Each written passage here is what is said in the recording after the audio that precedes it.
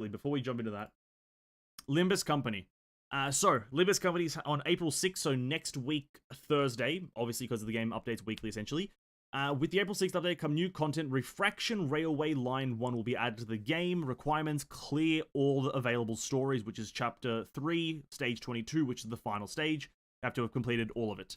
So that's that. That's fair enough. Now, looking at it, a Refraction Line this. This image is for reference only. Actual details subject to change later. Is unlocked after clearing 322 in the main story. With the addition of Refraction Line 1, the buttons for the 2 excavation stages have been merged into one. That's fine. A bit of a UI change. Very cool. The rail line consists of 13 total stages. The line will be open for 4 weeks from April 6th to May 4th. Select an active line to enter it at no cost. Upon entering, you will choose a number of identities and ego to begin the expedition with. Unlike other combat-based content, the level ups and tier ups done to your egos and IDs while an expedition is in progress will not be immediately reflected on your team status. The upgrades will only apply after starting a new run from the beginning. So you can't start a run, find out that your characters are underpowered, then go level them up, and then continue the run with upgraded characters. If you want to do that, you'll have to restart the whole run with the upgraded characters. So make sure that the characters that you're taking in are very powerful, or at least max level at bare minimum, or T3 at bare minimum, or whatever the game recommends for the level. If it recommends level 30, try to get at least level 25 with T3 characters. That's kind of like a standard. But if you've already unlocked this system, which requires the full completion of Chapter 3, you most likely already have suitable characters. But again, that is a requirement. Claiming rewards. This image, when you clear a stage, the station will record the number of turns taken to clear turns, and the cumulative amount of turns taken throughout the current expedition, total turns. After a stage in the line for the first time during the event period, the rewards will be sent to the Lost and Found. Fuck, this is really hard to read. To gain access to the Lost and Found, a number of Encephalon modules will be required. Afterwards, you may freely access it and claim the rewards you've earned without any additional costs. Okay, let's try to break that down. So the rewards that you get will be dependent. What the fuck? Bro, they claim me like a 10 pull and like a bunch of level up tickets? Holy crap, that's a lot of good rewards. But your rewards are determined by how many turns it takes for you to clear the stages, not how many stages you cleared. I guess that might also play a part. But how many turns it takes. Okay.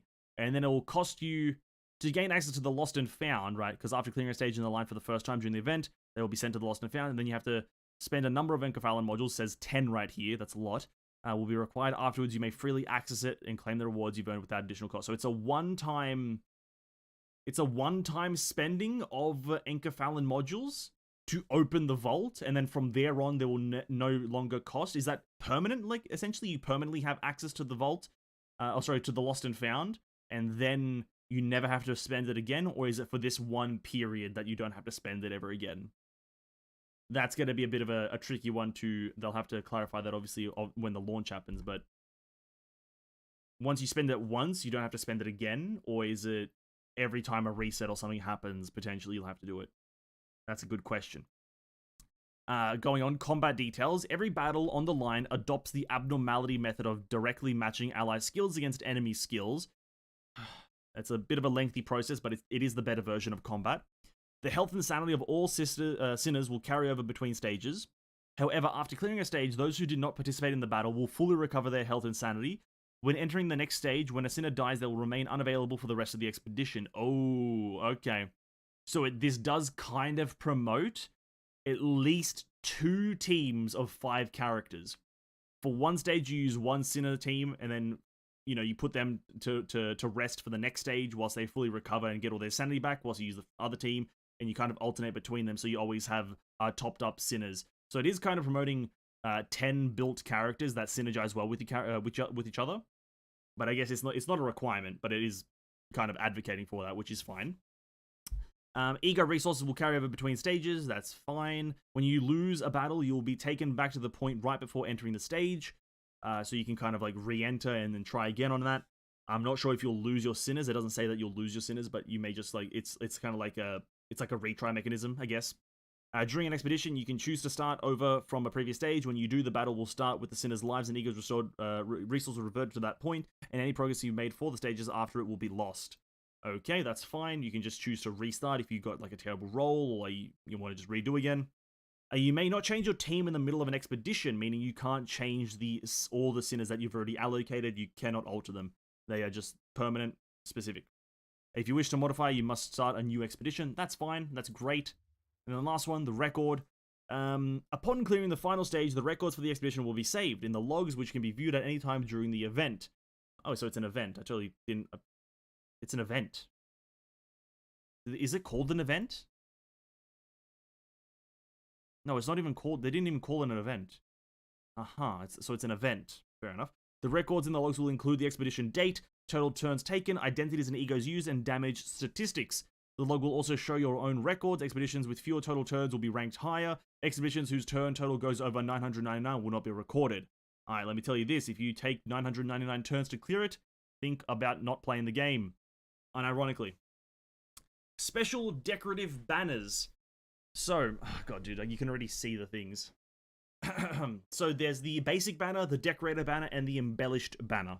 Upon clearing the final stage, you can earn the Refraction Railway themed Line 1 Madness basic banner. You are only eligible for this reward if the total number of turns taken to clear does not exceed 999. If a finished expedition's total turns are within a certain amount, you can earn the Line 1 Madness decorated banner, which is, I'm assuming you need to do it within 128 turns.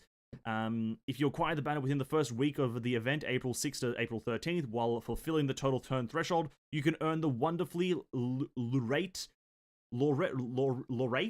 Line 1 Madness embellished banner, which has a lot of bedazzles and, I guess, a turn 50 requirement, or minimum turn 50 requirement, which is going to be 13 stages, so you can't really take more than 2 to 3 turns per stage, or you may not get it, if my maths is roughly correct. No. You can't go more than 4 turns per stage, I think. My math is terrible, but something like that. When Refraction Railway Line 1 closes, the best total turn record will be etched onto the lower side of the banner. Okay. Oh, so, okay, never mind. So it's kind of like the Honkai Impact emblems.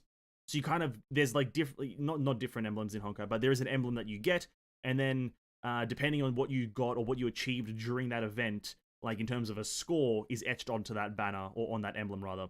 And in this case, depending on when you play, depends on which banner you'll get. You have to play the event and achieve something within the first week, right? So if you acquire the banner within the first week, you will get the embellished. After that, you will only be able to get the decorated. So there is a bit of a FOMO aspect there. Play sooner so you can get the cooler thing, but it's only slightly lighter. And then after that, once you've gotten the specific banner, then at the end of the event, it etches in your best run into the banner. So that's kind of cool. I kind of like that. That's pretty funky. That's pretty funky in my opinion.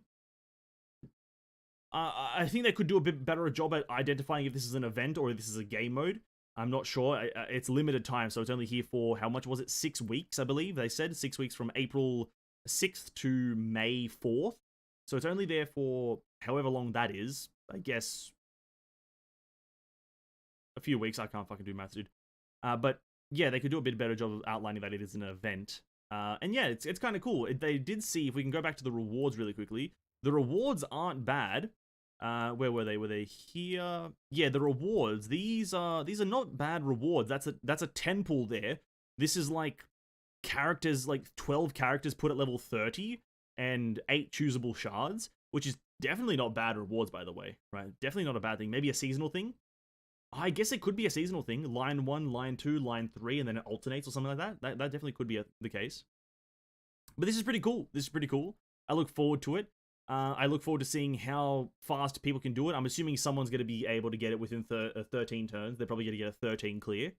That's what people are most likely going to be trying, is a 13 turn clear, where you clear every single thing, every single stage within 1 turn. Right? You've got, how many was it again? 13 total stages, yeah.